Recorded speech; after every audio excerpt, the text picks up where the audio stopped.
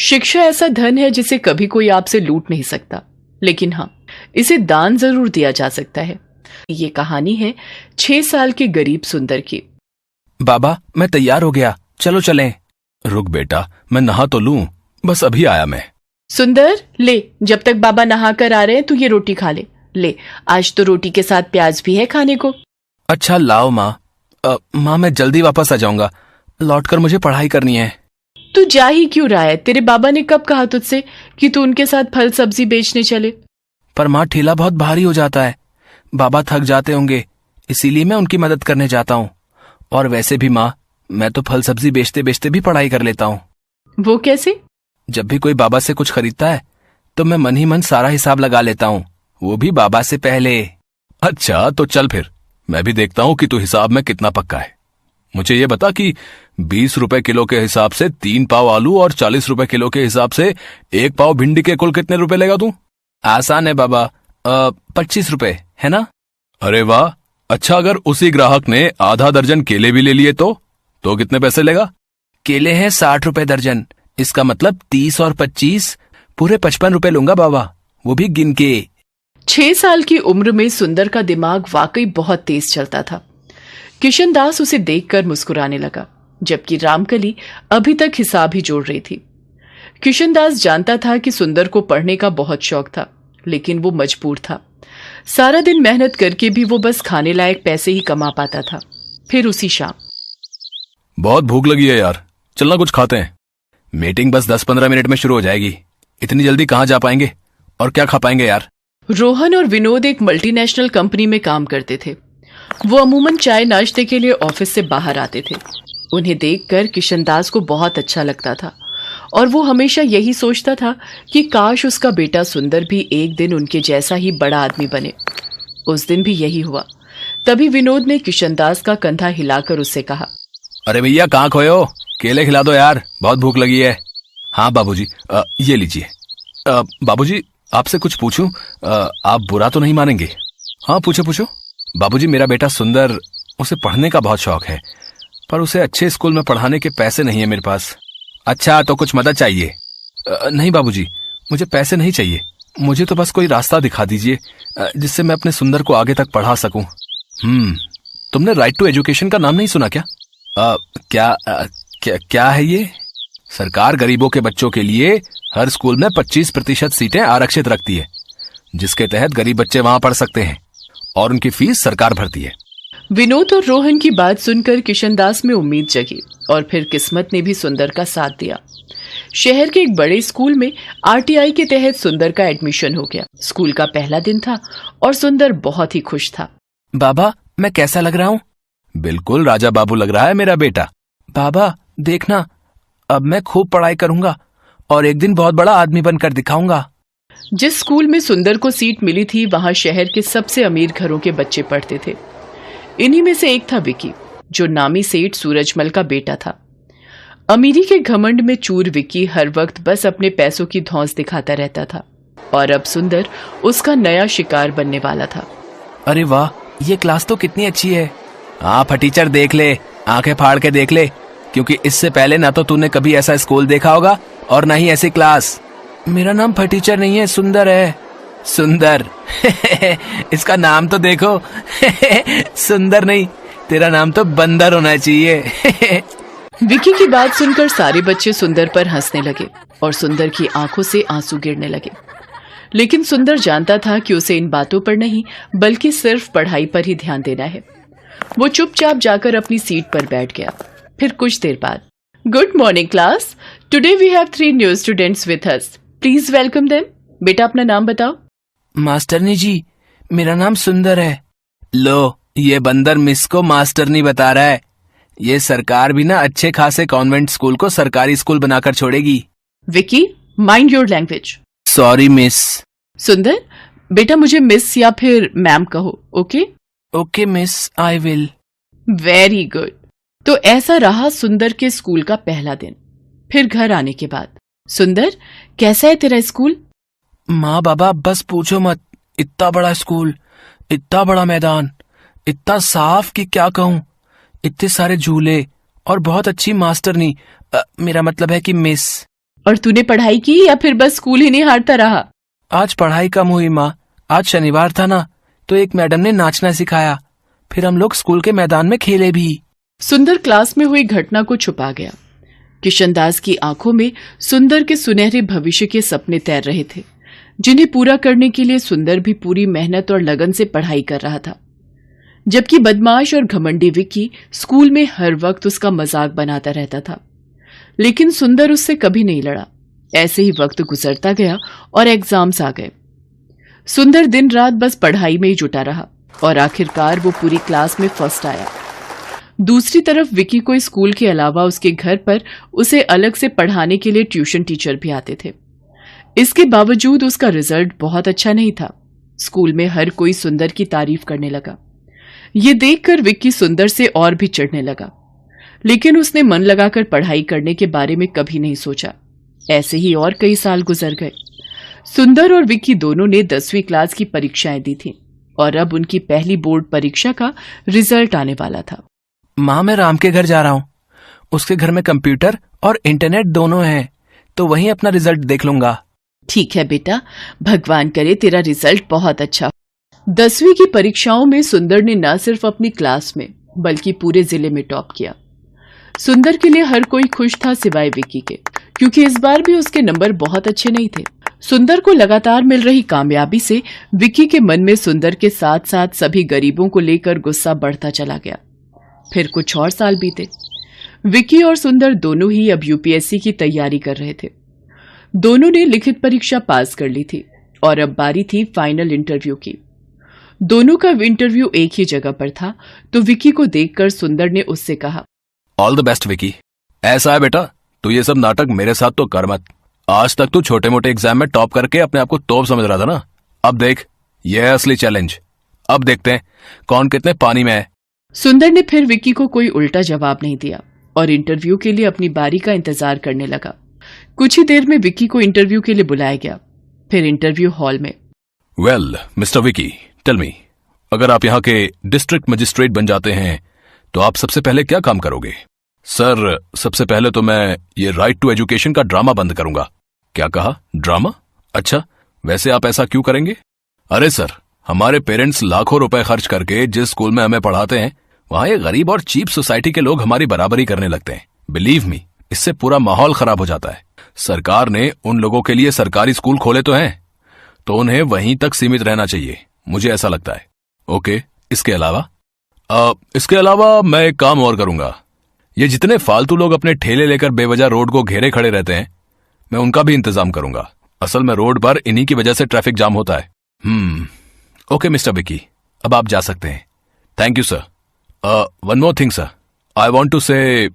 Yes sir, मेरे dad यहाँ के जाने माने बिजनेसमैन हैं। ये देखिए, ये रहा उनका कार्ड। इसका मैं क्या करूं? क्या कहना चाहते हो? खुलकर कहो। I want to say that I know how to manage manpower and deal with that bloody workers. So I think I am the best option for. Okay, you can leave now. Vicky को इस बात का एहसास तक नहीं था कि interview के दौरान उसके हर शब्द से सिर्फ उसका घमंड ही झलक रहा था। अगली बारी सुंदर की थी। इंटरव्यूअर ने उससे भी वही सवाल पूछा जो विक्की से पूछा था। सर, अगर मुझे ये सौभाग्य मिलता है तो मैं सबसे पहले ये कोशिश करूंगा कि राइट टू एजुकेशन के तहत कुछ और सीट्स बढ़ा सकूं। क्यों? इससे क्या होगा? सर, इसी कोटे की वजह से आज एक गरीब का बेटा इस लायक हुआ है कि आपके सामने बैठ सके। मैं बस यही चाहता हूं कि मेरी तरह हर किसी को यह मौका मिलना चाहिए। ओके, और एक बात और बताइए, ये रोड पर ट्रैफिक जाम और ये स्ट्रीट वेंडर्स को कैसे डील करेंगे? सर, मैं कोशिश करूंगा कि सभी वेंडर्स के लिए किसी सरकारी जगह का इंतजाम कर सकूं, जहां वो अपना सामान आराम से बेच सकें। अच्छा, तो आप सरकारी जमीन मुफ्त में बांटोगे? नो सर, पर हाँ, ये कोशिश जरूर करूंगा कि उन लोगों से जितना कम हो सके उतना न्यूनतम किराया लिया जाए, ताकि सरकार के राजस्व में भी बढ़ोतरी हो और गरीबों को धूप और बारिश से बचकर अपनी रोजी रोटी कमाने का पूरा मौका मिले। इसके साथ ही मेरा जिला सुंदर और व्यवस्थित भी रहे। सुंदर और विक्की की सोच का यही अंतर आखिरकार उस कामयाबी की नींव बना जो इस इंटरव्यू के बाद सुंदर को मिली। विक्की एक बार फिर सुंदर से हार गया, लेकिन इस बार कुछ तो था जो बदल गया था। विक्की के पास खुद पर घमंड करने की अब कोई वजह नहीं थी। वो मजबूर होकर अपने पिता का बिजनेस संभालने तो लगा, लेकिन इसके बाद उसमें सुंदर का सामना कर पाने की हिम्मत बाकी नहीं थी। रामलाल अमन कुमार के घर नौकरी करता था। अमन कुमार का बेटा सौरभ एक बड़े स्कूल में पढ़ता था, जबकि रामलाल का बेटा दीपक एक सरकारी स्कूल में पढ़ता था। सौरभ और दीपक दोनों ही पढ़ने में होशियार थे और अपने अपने स्कूल के अच्छे बच्चों में उनका नाम था। देखो पापा, मेरा रिपोर्ट कार्ड मिल गया, मैं क्लास में फर्स्ट आया हूँ। अरे वाह सौरभ, मुझे पता था मेरा बेटा इस बार भी क्लास में फर्स्ट आएगा। अरे रामलाल, दीपक भी तो अपनी क्लास में फर्स्ट आया है ना? अभी कुछ देर पहले ही वो भी अपना रिपोर्ट कार्ड दिखा रहा था। जी साहब, वो भी अपनी कक्षा में अव्वल आया है। पापा, सरकारी स्कूल में पढ़कर तो कोई भी फर्स्ट आ जाता है, वहां की पढ़ाई तो बहुत आसान है। दीपक ने कोई बड़ा काम नहीं किया एक छोटे से स्कूल में फर्स्ट आकर। सौरभ, ये लो लड्डू, मैं फर्स्ट आया हूं ना तो बापू ने सबको बांटे हैं। मैं नहीं खाता ये बेकार से लड्डू। मॉम, वो चॉकलेट बादाम कहाँ हैं जो आपने सबको खिलाए हैं? मेरे पापा तुम्हारे बापू की तरह सस्ते लड्डू नहीं लाते, वो तो चॉकलेट ड्राई फ्रूट लाए हैं। और ज्यादा इतराने की जरूरत नहीं है, तुम हमारे नौकर के बेटे हो, जितनी मर्जी कोशिश कर ले तो मेरी बराबरी नहीं कर सकता। सौरभ बेटा, ऐसे नहीं बोलते, दीपक भी अच्छा बच्चा है। मॉम, मुझे दीपक एक आंख नहीं भाता, मेरे सामने पापा उसकी तारीफ करते रहते हैं, मुझे बिल्कुल अच्छा नहीं लगता। मैं कपिल के घर खेलने जा रहा हूँ। सौरभ को दीपक से नफरत थी। दीपक भी उसकी तरह पढ़ाई में बहुत अच्छा था। ये बात सुनकर सौरभ और गुस्से में आ जाता है। सौरभ कपिल के घर खेलने चला जाता है। क्या हुआ सौरभ, आज तू बड़ा गुस्से में है? मैं दीपक से नफरत करता हूँ। आज मैं जब पापा को अपना रिपोर्ट कार्ड दिखा रहा था तो दीपक ने भी अपना रिपोर्ट कार्ड दिखाया, वो भी मेरी तरह फर्स्ट आया है। फिर तुम ही बताओ, फिर पापा उसकी भी तारीफ करने लगे, वो हमारे नौकर का बेटा है, ये बात मुझे उसे समझानी होगी। अरे तू चिंता क्यों करता है, सब ठीक हो जाएगा। अच्छा सुन, कल दोपहर में सारे दोस्त गेम में पैसे लगा रहे हैं, तू कितने लगाएगा? मेरी तरफ से 200 रुपए लगा दे। अरे तू फिर से अपनी मम्मी के बैंक अकाउंट से 200 रुपए लेगा तो तेरी मम्मी गुस्सा नहीं करेंगी? मेरे पापा बहुत रिच हैं, मेरे पास पैसों की कमी नहीं है। मेरे मम्मी पापा मुझसे कुछ नहीं कहते हैं क्योंकि मैं स्कूल में हमेशा फर्स्ट आता हूँ। सौरभ को गेम पर पैसा लगाने की आदत पड़ गई थी। वो आए दिन अपने दोस्त कपिल और बाकी दोस्तों के साथ ऑनलाइन गेम खेलता और उस पर पैसे लगाता। सौरभ पढ़ाई में अच्छा था, इसलिए उसकी मम्मी भी उसे अकाउंट से पैसे लेने के लिए कुछ नहीं कहती थी। सौरभ, तुमने मॉम के अकाउंट से आज फिर 200 रुपए निकाले हैं। पापा, वो मेरा ऑनलाइन ग्रुप गेम चल रहा है ना, तो उसी के लिए चाहिए थे। अरे मुझे पता है, सौरभ ने मुझे बता दिया था कि वो 200 रुपए ऐड कर रहा है। बेकार में गुस्सा होते रहते हो मेरे लाल पर। वो तो ठीक है संध्या, पर चलिए आप नाश्ता कीजिए, बच्चे हैं आपस में लगे रहते हैं। संध्या अमन की बातों पर ध्यान नहीं देती। सौरभ को गेम खेलने की आदत पड़ती जा रही थी। एग्जाम भी नजदीक आ रहे थे। एक दिन, सौरभ क्या बात है, आजकल लग रहा है तुम पढ़ाई पर ध्यान नहीं दे रहे हो। तुम्हारी मैम का फोन आया था, तुम 2 दिन से ट्यूशन में लेट पहुंच रहे हो। मम्मी, वो एग्जाम आ रहे हैं ना, तो मैं कपिल के घर बैठकर पढ़ाई करता हूँ। हम दोनों साथ में ही ट्यूशन जाते हैं, तो पढ़ते हुए समय का पता ही नहीं चलता। अच्छा ये बात है, तुम कपिल के घर बैठकर एक्स्ट्रा टाइम में पढ़ाई कर रहे हो, ये बहुत अच्छी बात है। उधर दीपक भी अपनी आने वाली परीक्षाओं की तैयारी कर रहा था। बापू, इस बार मुझे फिर से फर्स्ट आना है, देखना मैं खूब मेहनत करूंगा। मुझे पता है मेरे बेटे, तुम पढ़ाई में बहुत मेहनत कर रहे हो। देखना, तुम्हारा ये जोड़ा हुआ विद्याधन एक दिन तुम्हारे बहुत काम आएगा और तुम एक दिन हम सबका नाम रोशन जरूर करोगे। चलो दीपक बेटा, अब आकर ये दूध चावल खा लो, मैंने तुम्हारी पसंद के बनाए हैं। और तुम वो कहाँ जा रहे हो अपनी कक्षा के बच्चों के साथ? माँ, मैं साइंस म्यूजियम देखने जा रहा हूँ, वहां पर विज्ञान संबंधित बहुत से उपकरण हैं। टीचर बता रही थी हमें वहां जाने से बहुत कुछ सीखने को मिलेगा। अच्छा, ये तो बहुत अच्छी बात है। दीपक स्कूल के बच्चों के साथ साइंस म्यूजियम देखने जाता है। वहां उसे प्राइवेट स्कूल के बच्चे भी दिखाई देते हैं, जिनमें सौरभ भी होता है। सौरभ, ये तो वही लड़का है जो कई बार तेरे घर पर भी देखा है। अरे ये हमारे नौकर रामलाल का ही तो लड़का है, गरीब नौकर का बेटा है ये। हाँ, ये नौकर का बेटा है, फिर तो ये भी नौकर हुआ। सब बच्चे दीपक पर हंसने लगते हैं। दीपक घर आकर सुस्त और उदास हो जाता है। बापू, सब बच्चे मुझे नौकर का बेटा कहकर चिढ़ा रहे थे, सब बच्चे मेरे ऊपर हंस रहे थे। अरे मेरे बच्चे, तू इतनी सी बात पर बुरा मान गया? मैं तुझे तभी तो पढ़ा लिखा कर बढ़ा रहा हूँ ताकि तू पढ़ लिख कर बड़ा आदमी बन सके और पैसे कमा सके। रामलाल की बातों को सुनकर दीपक में हिम्मत आ जाती है और वो खुश हो जाता है और खूब मन लगाकर पढ़ाई करने लगता है। अगले दिन दीपक स्कूल जाता है तो उसकी टीचर उसे कक्षा में पूरे साल अच्छा करने के लिए पुरस्कार देती है। दीपक ने पूरे साल बहुत मेहनत करके अव्वल स्थान पाया है, इसलिए दीपक को स्कूल की तरफ से कक्षा में best student of the year का अवार्ड दिया जा रहा है। और मैं जानती हूँ कि फाइनल एग्जाम जो आने वाले हैं, दीपक उसमें भी फर्स्ट क्लास पास होने की पूरी कोशिश में लगा होगा। Thank you ma'am. सब बच्चे तालियां बजाकर दीपक की प्रशंसा करते हैं। घर आकर दीपक अपने बापू और माँ को सारी बात बताता है। अरे वाह, ये तो बहुत सुंदर पुरस्कार है। जीते रहो मेरे बच्चे। बापू, मैं ये पुरस्कार अमन अंकल को दिखाकर उनका आशीर्वाद लेना चाहता हूँ। ठीक है बेटा, चल तू उनका भी आशीर्वाद ले ले। संध्या, तुम्हारे बैंक अकाउंट से 1 लाख रुपए निकल गए और तुम्हें पता तक नहीं।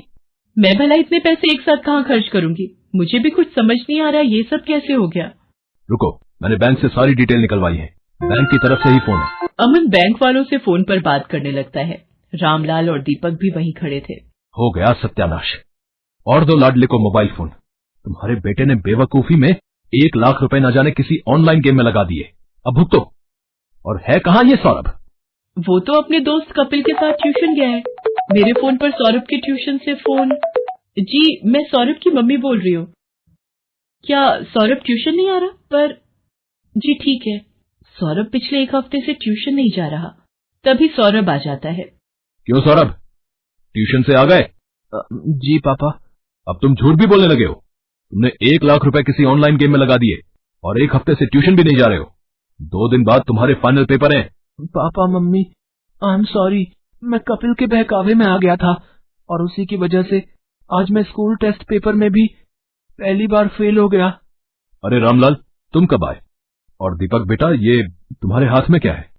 जी ये वो, आज मुझे स्कूल में बेस्ट स्टूडेंट का अवार्ड मिला तो आपका आशीर्वाद लेने आ गया। जीते रहो बेटा, खूब तरक्की करो। अमन दीपक को आशीर्वाद देकर चुपचाप अपने कमरे में चला जाता है। पापा, क्या मैं अंदर आ सकता हूँ? मुझे अभी तुमसे कोई बात नहीं करनी सौरभ, अपने रूम में जाओ। मम्मी पापा मेरे से नाराज है, वो मेरे से बात नहीं कर रहे। सौरभ, अगर तुम्हें सच में अपनी गलती का एहसास है तो अपनी गलती को सुधारो, फिर तुम्हारे पापा का गुस्सा ठंडा हो जाएगा। मुझे पता है मम्मी, मुझे क्या करना है। सौरभ ने अब कपिल और उसके दोस्तों के साथ गेम खेलना बंद कर दिया और खूब मन लगाकर पढ़ने लगा। पर 2 दिन बाद उसका मैथ्स का पेपर था। उसने ट्यूशन की बहुत छुट्टियां ले ली थी और उसका कोर्स अभी बहुत बाकी रह गया था। मम्मी, मेरा बहुत सारा सिलेबस अभी रिवीजन के लिए बाकी है, मैं कैसे कर पाऊंगा? कुछ सवाल तो मुझे समझ भी नहीं आ रहे। सौरभ, तुम एक काम क्यों नहीं करते? दीपक की मैथ्स बहुत अच्छी है, उसके मार्क्स भी बहुत अच्छे आते हैं और मैंने सुना है अब तो सरकारी स्कूल की पढ़ाई भी बहुत अच्छी हो गई है और प्राइवेट स्कूल की किताबें और सरकारी स्कूल की किताबें एक जैसे कोर्स की पढ़ाई जाती हैं। मम्मी, क्या दीपक मेरी मदद करेगा? मैंने हमेशा उसके साथ गलत व्यवहार किया है। कोई बात नहीं, पर अब तुम्हें अपनी गलती का एहसास है, ये बहुत बड़ी बात है। रामलाल, दीपक को जरा बुला लाओ, सौरभ को मैथ्स में उसकी सहायता चाहिए। हाँ हाँ मालकिन, मैं अभी बुला लाता हूँ। सौरभ दीपक की सहायता से मैथ्स के पेपर की तैयारी करता है और बाकी सभी विषयों में भी सौरभ अब दीपक के साथ ही पढ़ने लगा। सौरभ भी दीपक की तरह अपने स्कूल में फर्स्ट आता है। सौरभ, तुम्हारा रिजल्ट देखकर मैं आज बहुत खुश हूँ। पापा, ये सब दीपक की वजह से ही हुआ है, इसने मेरी एग्जाम के दिनों में बहुत हेल्प की। थैंक यू दीपक। रामलाल, तुम्हारा बेटा दीपक बहुत होनहार है, देखना ये एक दिन जरूर बड़ा आदमी बनेगा। अमन अंकल, एक दिन मैं भी आपकी तरह ही बड़ा बिजनेसमैन बनूंगा। दीपक की बातों को सुनकर रामलाल की आंखों में खुशी के आंसू आ जाते हैं और वो दीपक को गले से लगा लेता है। Best buddies. Hello friends, thanks for watching this video. अगर आपको ये वीडियो पसंद आया है तो प्लीज लाइक, सब्सक्राइब, कमेंट्स करें इस वीडियो पर और हाँ, शेयर करना भी ना भूलें। और भी मजेदार वीडियो देखने के लिए नीचे दिए गए बेल आइकॉन को दबाएं। देखते रहिए बेस्ट बडीज।